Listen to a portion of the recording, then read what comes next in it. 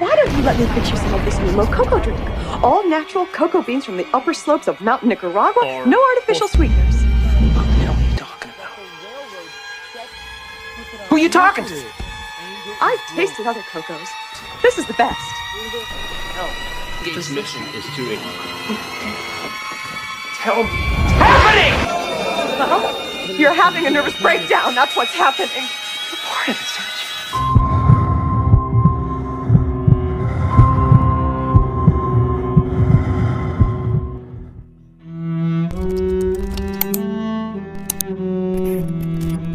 It is a first in U.S. history, and it's not a good one. The national debt of the United States has exceeded $30 trillion for the very first time.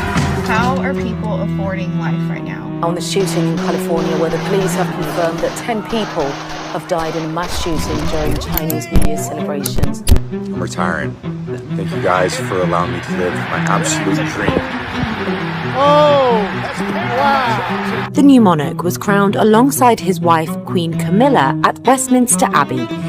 The pandemic is over. We still have a problem with COVID. We're still doing a lot of work on it.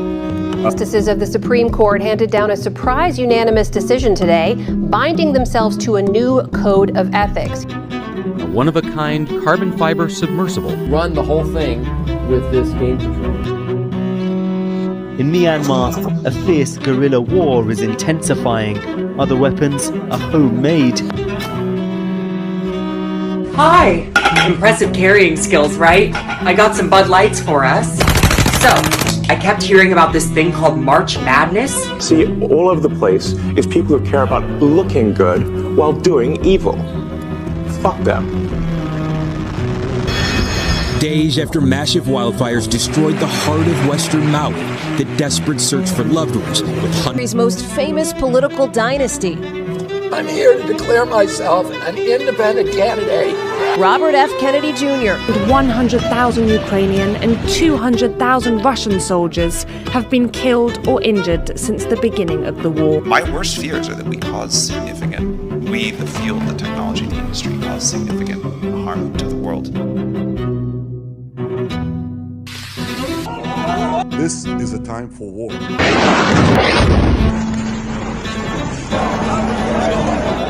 Good evening, my fellow Americans. Beings were revealed.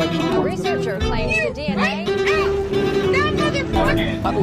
Cyclops is a five-person for democracy.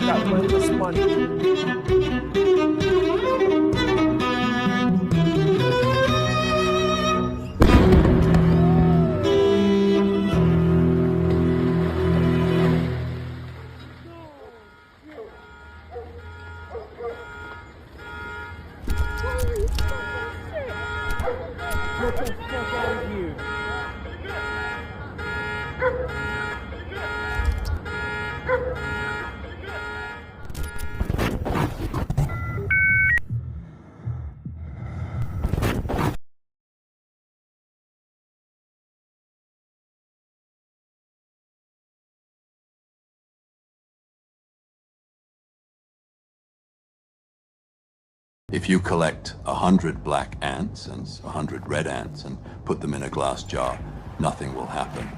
But if you take the jar, shake it violently, and leave it on the table, the ants will start killing each other.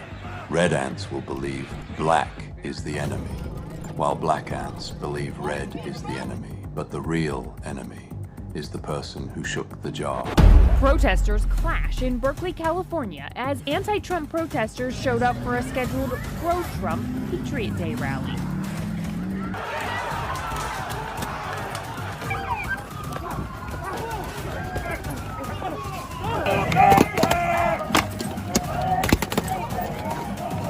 Because that's all you ever hear about in this country is our differences. That's all the media and the politicians are ever talking about, the things that separate us, things that make us different from one another. That's the way the ruling class operates in any society. They try to divide the rest of the people. They keep the lower and the middle classes fighting with each other so that they, the rich, can run off with all the fucking money. So the tycoons, there will be more numerous, and they will be even richer and richer. At the same time, because AI is developing human intelligence equivalents, And that means AI can do many of the tasks and jobs that we do today. And in particular, AI will first do jobs that are routine. So white collar jobs like telemarketing and customer service and people who copy and paste and file expense reports, desk jobs, those will be gone first because AI can do them just in software. You don't even need robotics. And then blue collar work, visual inspection, assembly line work, many waiters and waitresses, and many of the jobs in factories and warehouses, the pickers at Amazon, the cashiers, grocery store, and of course, in about 15, 20 years, all the drivers, all the people who drive for a living. So when you add all that up, it's a substantial number of jobs. And when it's simultaneously making a small number of people ultra rich and making many people jobless, that is the wealth inequality problem that AI will exacerbate. Well, there are three kinds of jobs that robots have a hard time replacing. The first is blue-collar jobs that are non-repetitive. Robots cannot hammer a nail, they cannot pick up garbage, they cannot fix a toilet. Robots are very, very bad at non-repetitive blue-collar work. That a lot of these business owners and rich people benefit from cheap labor. They want gardeners, they want nannies, they want chefs, they want people doing their nails, they want...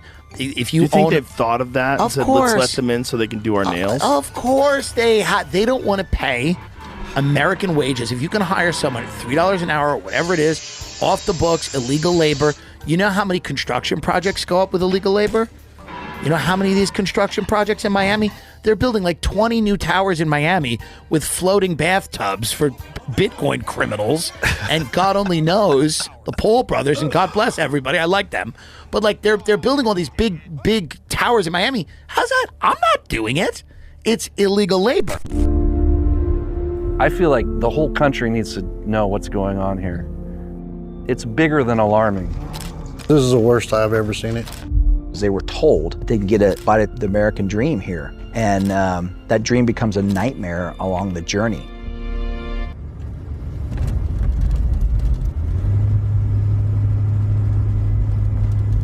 I'm down in Yuma, and I'm going to go look at the border. And most of the movement at the border is at this crossing, is between 1 and 3 a.m. I came down here because I want to see firsthand what the problem is and get as many ideas as possible about the best way to solve this problem.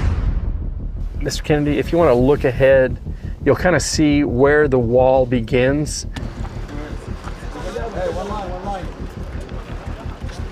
This is a new phenomenon for us where we've seen more people coming from Africa than ever before. China, Russia, even the Ukraine. We had a large surge coming from those countries. Iraq, Iran, Afghanistan.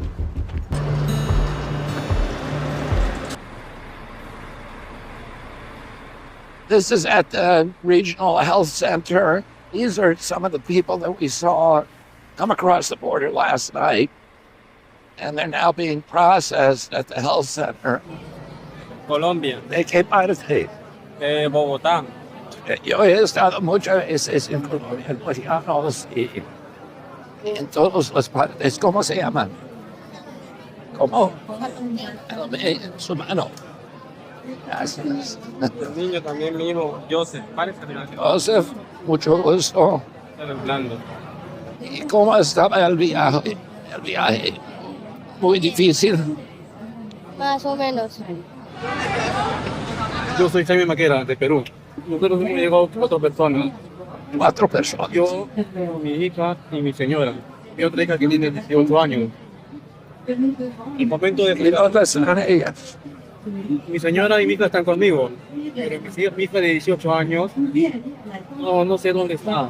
Estaban contigo. Pero en el momento de nosotros estar allá en el refugio, nos han separado y nos han invitado a todos. ¿Y cuánto separado?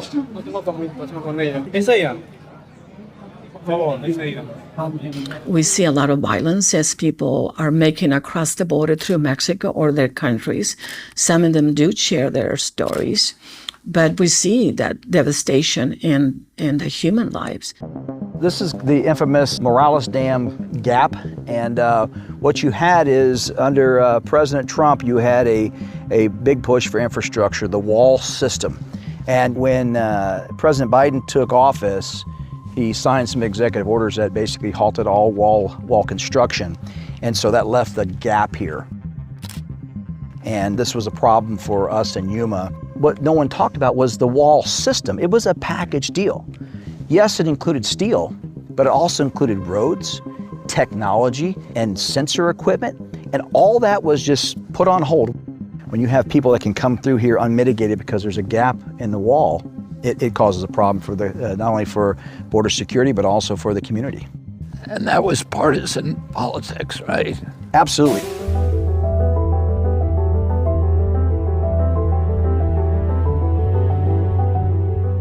So if you were president of the United States, could you stop this immigration crisis? Absolutely. And how would you do it? If I was president for the day, I would finish the wall where it makes sense. I don't need 2,000 miles of wall from San Diego to Brownsville, Texas. Mother Nature has done really good in areas of West Texas where you don't need a wall. We need technology to help the agents respond. I've talked about tall fences and wide gates. Tall fences, in my opinion, is a metaphor for keeping this border secure, and the wide gates is continuing this nation of immigrants, as well as a legal pathway for those that seek to enter the United States. That to me is very important. Maybe I come around this side. No. Okay, maybe I come around this side. No. Okay, maybe I climb over top. No. You need help building more fence? Okay, come on over. There's a country called Mexico. You don't hear about it much. But if you say we're intransigent and we're going to stay at 40%, there's no give. Well, you know what? Monterrey, Puebla, Querétaro. There's the capacity to have that happen, not overnight. Mercedes did it in 2 years. 2 years would be a long time, too. Why? They don't have that much demand. You put that out there and you say, listen, you want to know where the new ones are going to be made? We're going to continue to make the old ones. But Puebla's got a 55,000 person factory for VW, and they got a good educational workforce. It's $5 an hour. No real pollution control rules. That's not to be mentioned. Have free health care. So you know what? You want to play ball? You want to keep doing this? Mexico. The UAW, the United Auto Workers, has launched an historic targeted strike against the big three U.S. automakers, Ford, General Motors, and Stellantis, which is the parent company of Chrysler. On Thursday, UAW President Shawn Fain announced strikes at 3 facilities: a GM plant in Wentzville, Missouri, a Stellantis complex in Toledo, Ohio, and a Ford assembly plant in Wayne, Michigan. About 12,700 workers are taking part in this initial strike, but Fain said the strike could be expanded. Tonight, for the first time in our history, we will strike all 3 of the big 3 at once. We are using a new strategy, the stand-up strike. We will call on select facilities, locals, or units to stand up and go on strike. This strategy will keep the companies guessing. It will give our national negotiators maximum leverage and flexibility in bargaining. And if we need to go all out, we will. This strike, that seems kind of, you're talking about the working class, which has been battered and bruised, that we need to stop just being complacent with crumbs. Can you kind of talk about what you mean by, the only limit is what we put on ourselves? When I hear the phrase, live to fight another day, I want to literally beat the shit out of somebody. We had that embedded in our brains as workers coming through over the years. And it would drive me up a wall when I would hear a leader say, live to fight another day. Another day came and went over and over, and no one fought. And so this is our time. We call this our generation defining moment. This is it. Class war's been going on for 40 years in this country. The billionaire class has been taking everything, and the working class has been left scraping, paycheck to paycheck, just trying to survive. It's time to put an end to that class war. Workers are very angry about how they were treated during the pandemic, particularly frontline workers. They put themselves at risk. Their employers didn't do everything they could to protect them. And so workers felt that the only way to protect themselves going into the future was to come together with their co-workers and organize. Profits at the same time rose dramatically. Think of Amazon, think of UPS. They were making money hand over fist, but they were not sharing that money with the workers who were producing those profits. And So finally, workers are on strike across America. But to understand why this is such a historically big deal, you gotta check out these stats I found on usafacts.org. See, strikes have actually gotten much rarer over the past few decades. Because of union busting, since the 90s, the percentage of workers who are represented by a union has dropped by half. And the number of strikes, period, has absolutely plummeted. Look at this. We've gone from 400 or so strikes a year to, I don't know, a couple. And that is not great for workers, because even though strikes are full of struggle and hardship, they are difficult things that you don't want to have to do too often. They are also one of the only ways that workers can fight back against the bosses when they try to suppress wages and keep all the profits for themselves. And that might explain why, over the same period, income inequality has skyrocketed as well, with those at the top now earning far, far more than those at the bottom. At some point, the jig is up. You cannot keep being dwindled and marginalized and disrespected and dishonored. The entire business model has been changed by streaming, digital, AI. This is a moment of history that is a moment of truth. If we don't stand tall right now, we are all going to be in trouble. We are all going to be in jeopardy of being replaced by machines and big business, who cares more about Wall Street than you and your family. Most of Americans don't have more than $500 in an emergency. This is a very big deal, and it weighed heavy on us. But at some point, you have to say no. Where 5 innovation platforms are evolving at the same time. Never happened before. You have to go back to the early 1900s to see 3 platforms evolving at the same time. You might call them general purpose technology platforms. Back then, it was telephone, electricity, automobile, game-changing. Well, today, we have 5 innovation platforms evolving at the same time. And they're changing growth dynamics incredibly. So they are highly catalyzed by artificial intelligence, as you see here, but robotics, energy storage, AI, blockchain technology, and multi-omic sequencing. So this is what we think is going to happen thanks to the convergence of those 5 general purpose technology platforms. What you see here is a chart, and the blue part is disruptive or transformative innovation. Today, it is valued in the global equity markets, both public and private, at roughly $13 trillion. That's a little more than 10% of all global equity market valuation. We believe that is going to scale thanks to the convergence of these platforms and the explosive growth opportunities that they will provide to more than $200 trillion. That is a 40% compound annual growth rate. The anticipated exponential advancements in AI training models are poised to render manual labor positions increasingly obsolete within the next 15 years. This shift will be facilitated by the acceleration of robot training in simulated environments, condensing millennia of learning into mere years. This is about how amazingly NVIDIA's virtual characters can move around after they have trained for 10 years. 10 years? We don't have 10 years for a project. Well, luckily, we don't have to wait for 10 years. Why is that? I will tell you exactly why in a moment. But believe me, these folks are not natural-born warriors. They are AI agents that have to train for a long time to become so good. So, how does that work? Well, first, our candidates are fed a bunch of basic motions and then are dropped into NVIDIA's Isaac, which is a virtual gym where they can hone their skills. This is 10 years of training, but in a virtual world.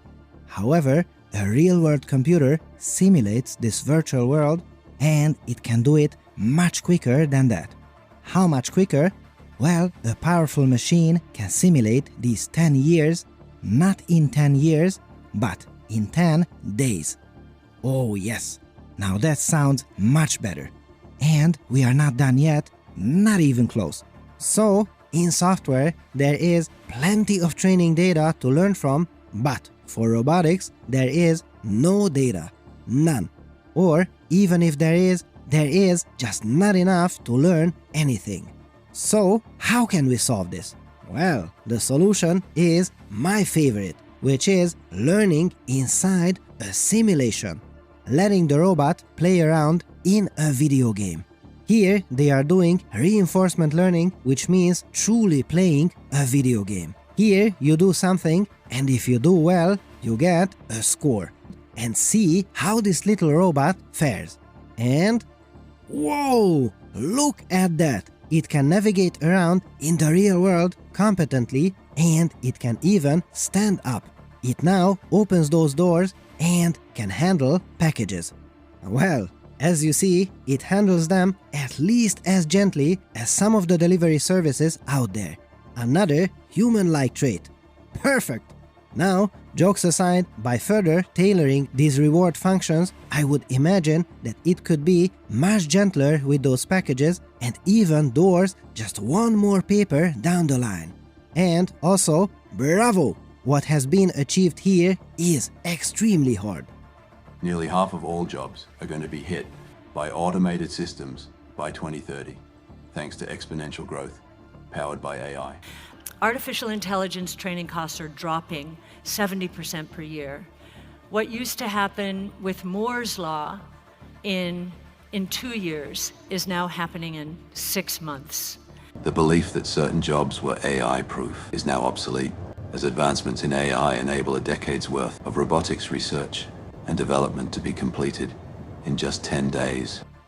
This means robots could soon acquire a millennium's worth of training in just 2.5 years, potentially replacing 2/3 of skilled labor jobs. The trend suggests a future where one skilled worker manages multiple robots, becoming an industry norm. This shift will force contractors to adopt these efficiencies or fall behind, leading to the introduction of fully autonomous humanoid robots by 2030. The integration of robots and skilled labor is set to revolutionize various sectors in the construction labor market through the adoption of specialized robots known as cobots. These cobots are designed to perform a wide range of construction tasks such as framing, stucco, drywall, painting, rebar, excavating, bulldozing, hauling, bricklaying, surveying, etc. This sector is anticipated to reach a market value of $2 billion by 2030. However, the introduction of cobots serves as a preliminary step to familiarize skilled labor with automation, setting the stage for a more significant shift towards full humanoid robots. Goldman Sachs predicts that the market for humanoid robots could surge to $155 billion a year by 2035. Tesla is at the forefront of this transition, aiming to accelerate the development of its Optimus humanoid robots by deploying them in its factories to address complex tasks, thereby ironing out any operational issues. And he's hoping to sell them to consumers and companies for around $20,000, with the expectation to get 20 hours of labor time a day out of each humanoid. The NVIDIA software Eureka that can train a robot for 10 years in 10 days is set only to hyper-accelerate plans to introduce humanoid robots into the professional workforce. That same software is transferable to a humanoid robot. Just like, humans can obviously walk around with their arms and legs, but we can drive a car, fly a plane, steer a boat, ride a horse. If you have a generalized understanding, or if you have generalized real-world AI, which is what we are developing for full self-driving, it can be transferred to basically anything. But what we truly want are AI agents as versatile as Wall-E, as diverse as all the robot body forms or embodiments in Star Wars, and works across infinite realities, virtual or physical, as in Ready Player One. So how can we achieve these science fictions in possibly the near future? This is a practitioner's guide towards generally capable AI agents. Most of the ongoing research efforts can be laid out nicely across 3 axes: the number of skills an agent can do, the body forms or embodiments it can control, and the realities it can master. AlphaGo is somewhere here, but the upper right corner is where we need to go. Extrapolating into the future, if we can greatly expand this robot vocabulary, I envision Metamorph 2.0 will be able to generalize to robot hands, humanoids, dogs, drones, and even beyond. This character here learns some impressive martial arts by going through 10 years of intense training in only 3 days of simulation time. So it's very much like the virtual sparring dojo in the movie Matrix. So here's an interesting idea. If an agent is able to master 10,000 simulations, then it may very well just generalize to our real physical world, which is simply the 10,001st reality, and let that sink in. As we progress through this map, we will eventually get to the upper right corner, which is a single agent that generalizes across all 3 axes. And that is the foundation agent. I believe in a future where everything that moves will eventually be autonomous. These robots, with 2,000 years of AI-powered development, could match human skill levels, working continuously without breaks. Meanwhile, corporations seek to maximize profits by using nearshoring and illegal low-wage labor as a bridge to phase out skilled first-world labor, undermining the achievements of unions and labor negotiations. This transition towards AI and robotics is transforming both white-collar and blue-collar jobs from assets to liabilities in a neo-feudal society. I know you know a lot about AI, right? And you know how dangerous it is potentially to humanity and what opportunities it also, offers. But it could kill us all. I mean, Elon said first it's going to steal our job, then it's going to kill us, right? Yeah. And it's probably not hyperbole. It's actually, if it follows the laws of biological evolution, which are just the laws of mathematics, that's probably a good endpoint for it, a potential endpoint. With the middle and working classes unprepared for these very near changes, governments are preparing for mass protest and social unrest as we become awake to this unavoidable reality. And they're doing this with a PSYOP technique called a deterrent example. The January 6th to the 9/11 was gathered in New York for the 9/11. Now that was an assault from outside. What happened on January 6th, an assault from within. Horrible. January 6th was a more severe attack on the United States. September 11th had more casualties. Is a connective tissue from 9/11 to 1/6. The Pentagon conducted a war game in 2018 that pitted armed forces against a youth uprising dubbed Zebellion, according to documents obtained by The Intercept via the Freedom of Information Act. April 7, 2018. Students from 6 war colleges across the U.S. come together for the JLAS war game. The theme is World on the Brink. A new Gen Z resistance movement began forming in 2025, the scenario said.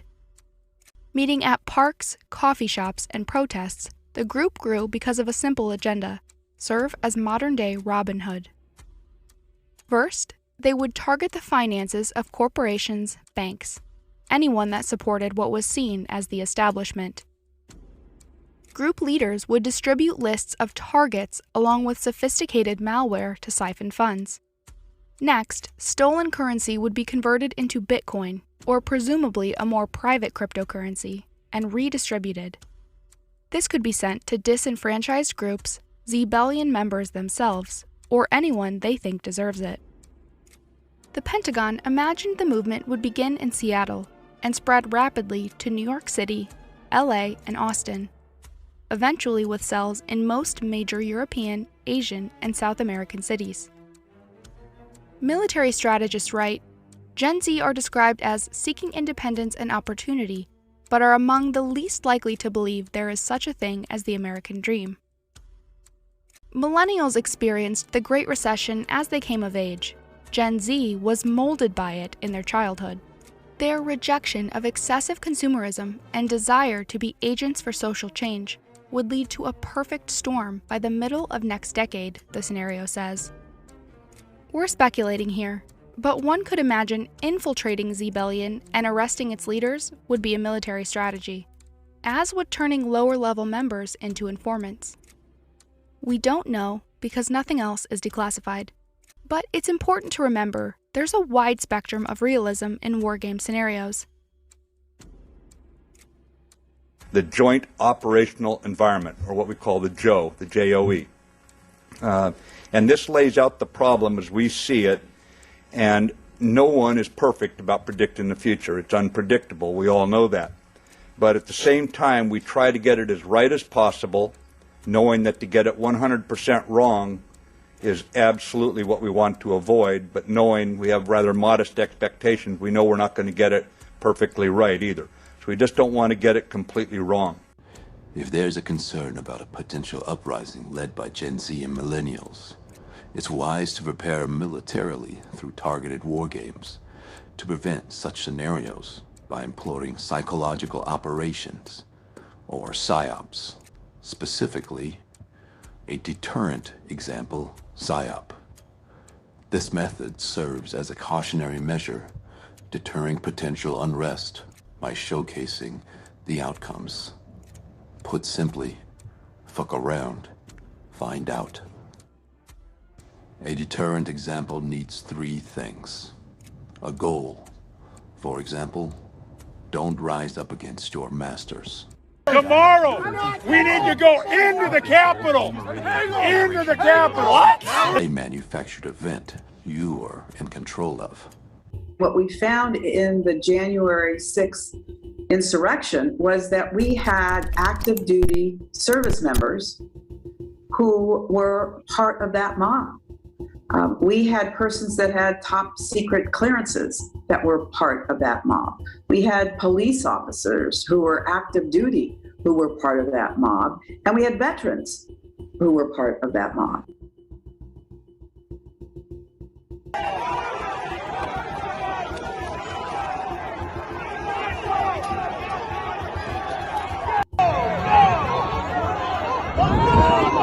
Oh my God!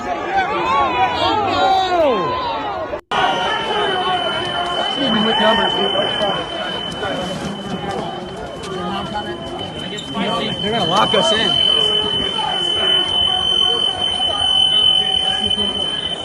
You can disagree with it, but respect it. Come on, back.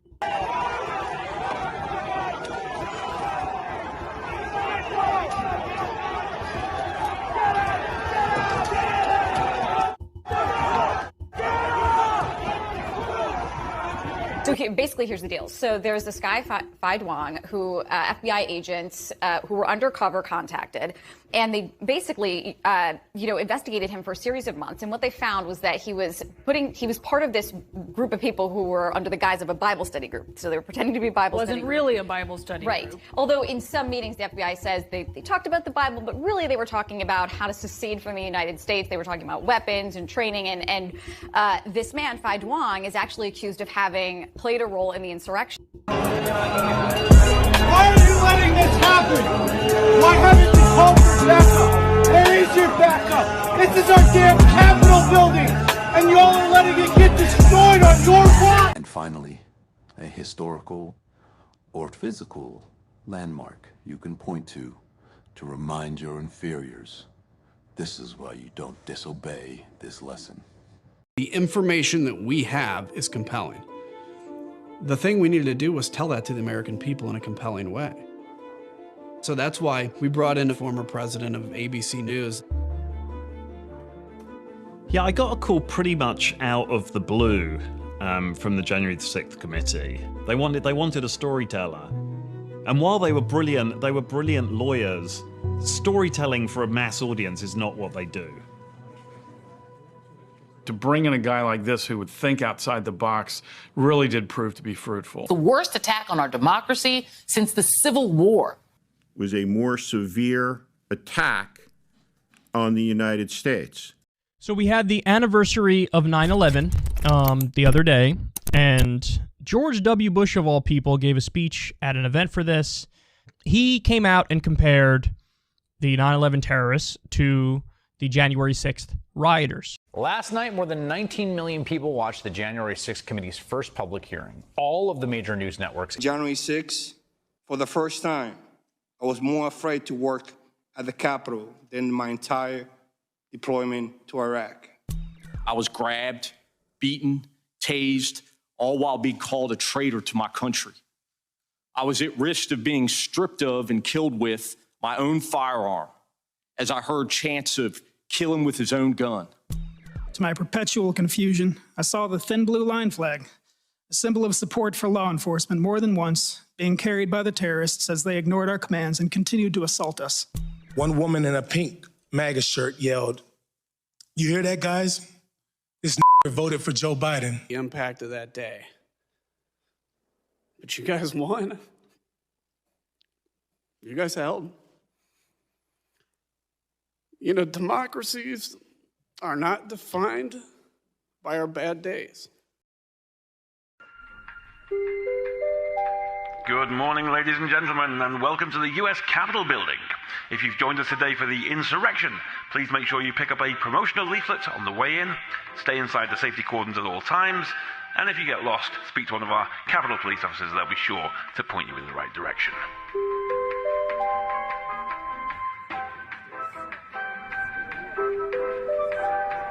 And be sure to set aside a little time today to join us for some insurrection activities, including our photography tour, our fancy dress competition, and have a go on our climbing wall. But don't forget those safety ropes.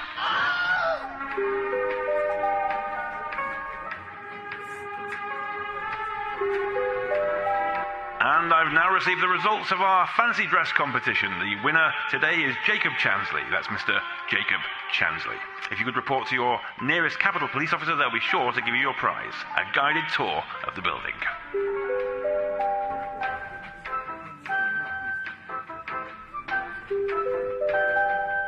And all that's left is for me to thank you for joining us today. We hope you enjoyed the insurrection. Wherever possible, please try to clean up after yourselves. Don't forget to visit the souvenir shop on the way out. And feel free to join us on the outdoor terrace for Nancy Pelosi's Insurrection Soiree. Grab yourself a light refreshment and enjoy the music of our very own fancy dress competition winner. Hey, how many people died on January 6th? Do you know? I said to my good friend, he has no idea. Isn't it weird, Kurt, that they went to overthrow the government, a bunch of Second Amendment right-wing gun nuts, and they forgot to bring their guns? Nobody brought guns to January 6th. I wonder why. Well, yeah, I still don't get, like, were they going to hold the Capitol? We wouldn't have got it back. Had they gotten in there. Those were people who were protesters who were egged on by the FBI and the Fed plants in there to rush the Capitol, which is why there weren't any security there on purpose. Full-time employment has hit a standstill, even as $11 trillion was funneled into the economy amidst the pandemic. Meanwhile, corporations engage in unchecked price increases, capitalizing on Americans without regulatory oversight. This, as the national debt spirals uncontrollably. How do you assess the national debt in the long run? The U.S. is on an unsustainable fiscal path. The U.S. federal government's on an unsustainable fiscal path, and that just means that the debt is growing faster than the economy. I have the sense this worries you very much. Over the long run, of course it does. This unfolds as we stand on the brink of artificial intelligence, displacing nearly half of all jobs in the rapidly approaching decade. People will revolt. We need to stop fighting each other, start competing on economic game fields, playing fields instead of military playing fields, which will be good for all of humanity. And that we need to sit down with each other and negotiate reasonable treaties on how we regulate AI and biological weapons. And nobody's talking about this in this political race right now. Nobody's talking about it in the government. Instead of guiding economic and AI policies wisely, our political leaders prefer to divide us than distract us with a theatrical manufactured crisis, even perversely invoking the tragedy of 9/11 to manufacture this false tragedy.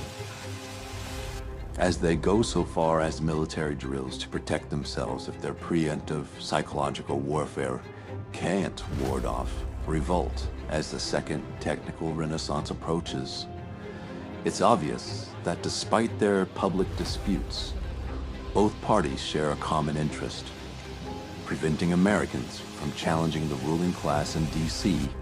on their doorstep, especially as we face the challenges and inequalities of the rapidly approaching and inescapable Fourth Industrial Revolution. Whenever you're ready, sir.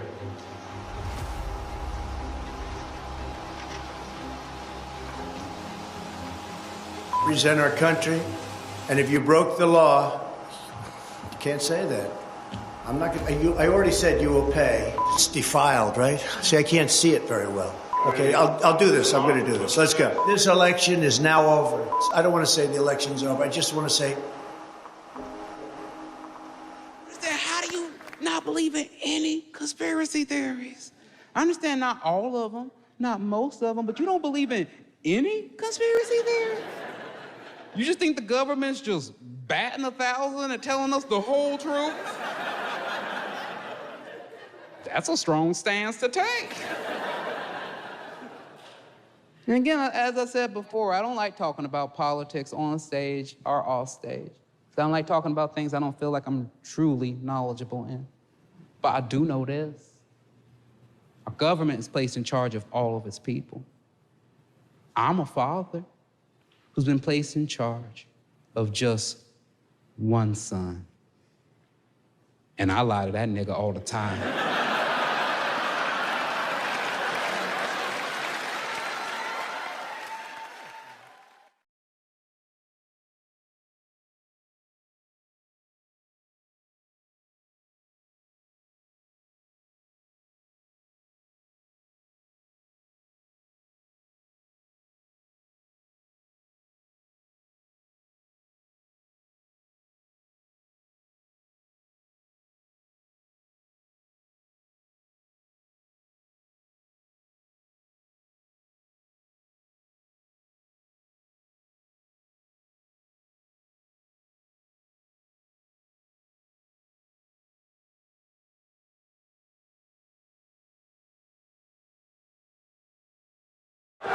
And if you don't know, now you know. The old cynicism is gone. We have faith in our leaders. We're optimistic as to what becomes of it all. It really boils down to our ability to accept. We don't need pessimism. I've got one that can see.